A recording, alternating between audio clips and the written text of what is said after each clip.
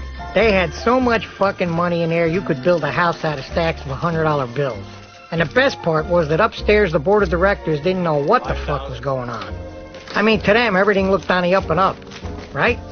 Wrong. They're about 5,000. The guys inside the counting room 5,000. were all slipped in there to skim the joint dry. They'd do short counts, they'd lose fill slips, they'd even take cash right out of the drop boxes.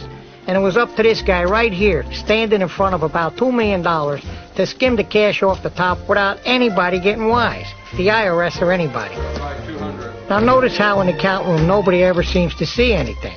Somehow somebody's always looking the other way. Now look at these guys, they look busy, right? They're counting money. Who wants to bother them? I mean, God forbid they should make a mistake and forget to steal.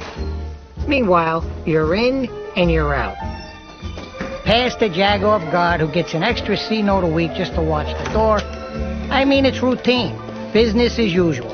In, out, hello, goodbye, and that's all there is to it. Just another fat fuck walking out of the casino with a suitcase. Now that suitcase was going straight to one place, right to Kansas City, which was as close to Las Vegas as the Midwest bosses could go without getting themselves arrested. That suitcase was all the bosses ever wanted, and they wanted it every month.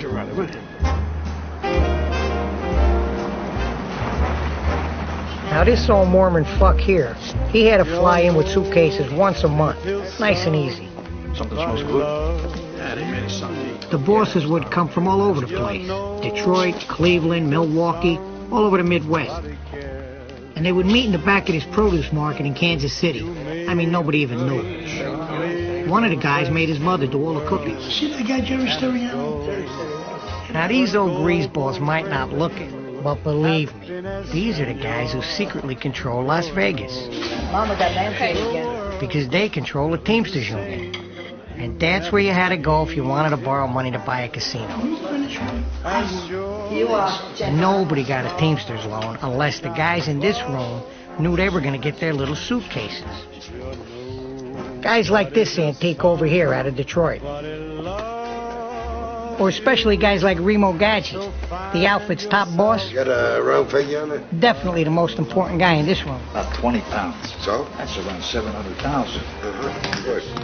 I know it's a little early for Las Vegas, but I do want to welcome the ladies and gentlemen of the gaming industry. As far as the world was concerned, Andy Stone, the head of the Teamsters Pension Fund, was a legitimate It's a guy, very auspicious occasion. a powerful man. Philip, if you would rise. He even played golf with the president. On behalf of the Teamsters Pension Fund, it's my pleasure to present you. But Andy also took orders.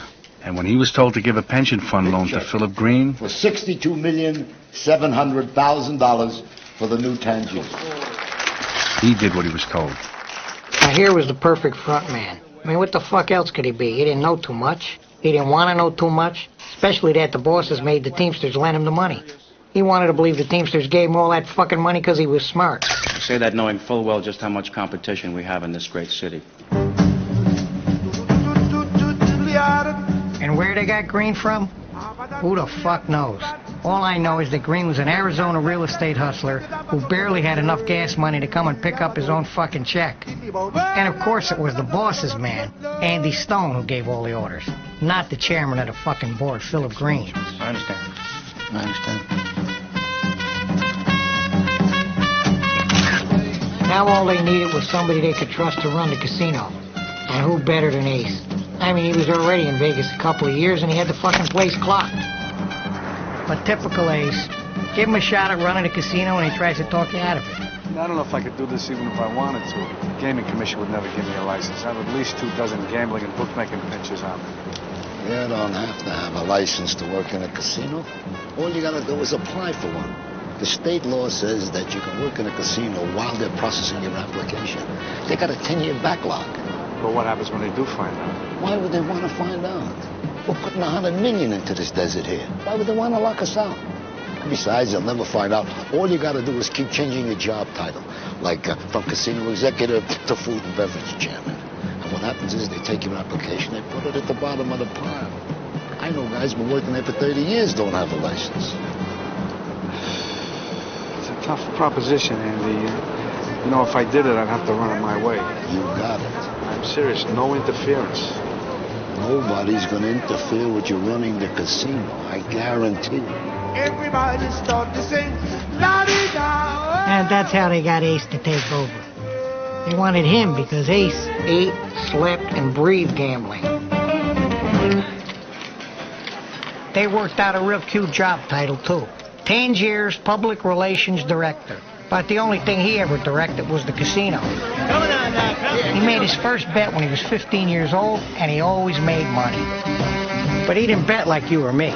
You know, having some fun with it, shit like that. How the hell did you learn how to deal? He bet like a fucking brain surgeon. Place the checks properly. That's the way you do it. Yes. He had to know everything, this guy. He'd find out the kind of inside stuff nobody else knew, and that's what he put his money on. Even back home, years ago, when we were first hanging out together, he'd know if the quarterback was on coke. Okay, Columbia for 20. If his girlfriend was knocked up. 20 times on Columbia. He'd get the wind velocity so he could judge the field goals. He even figured out the different bounce you got off the different kinds of wood they used on college basketball courts, you know? He'd be working on this shit day and night. There was nothing about a game he was going to bet that he didn't know. He's got down at 6. Charlie? Get me down at 6. Season after season, the prick was the only guaranteed winner I ever knew. But he was so serious about it all that I don't think he ever enjoyed himself. But that's just the way he was. But back then, the bosses didn't give a fuck about whether he enjoyed himself or not. To them, he was a cash register. All they had to do was ring the bell and take the money. Especially Remo, who was a fucking degenerate gambler who always lost. All those fucking sweeps. I mean, unless Ace made his bets. Enough now. Ace made more money for